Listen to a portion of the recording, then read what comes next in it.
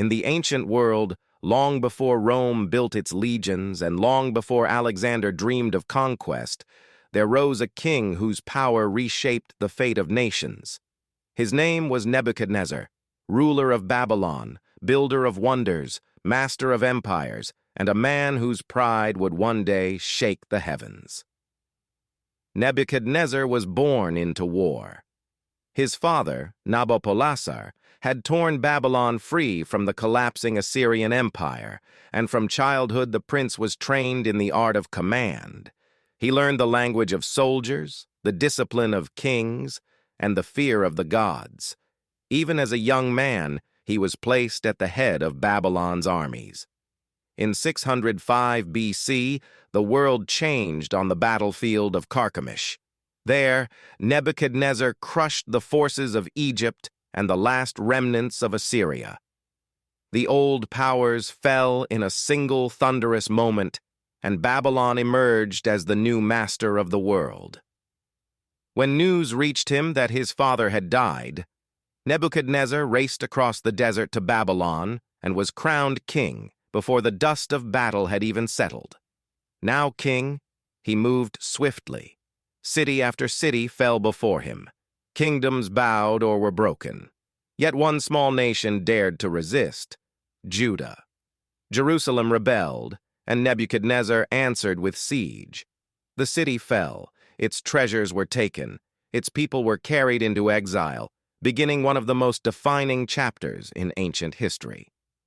With conquest complete, Nebuchadnezzar turned from war to creation. He transformed Babylon into the greatest city the world had ever known. He raised towering walls so wide that chariots raced across them. He rebuilt temples of gold and lapis. He constructed the radiant Ishtar Gate and filled the city with canals, palaces, and gardens so magnificent they seemed to float between heaven and earth, the legendary Hanging Gardens of Babylon. Kings and nations now bowed before him. Tribute poured into his courts. Nebuchadnezzar ruled from a throne of gold, convinced that no force in heaven or earth could challenge his greatness. Yet even in his glory, a warning came. One night the king dreamed of a mighty tree reaching to the sky, sheltering all the earth, until a heavenly voice commanded that the tree be cut down.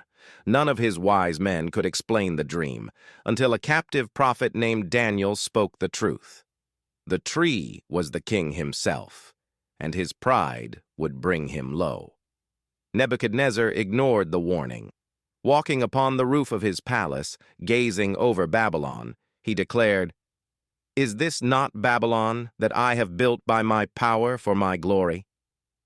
And in that moment, his mind broke.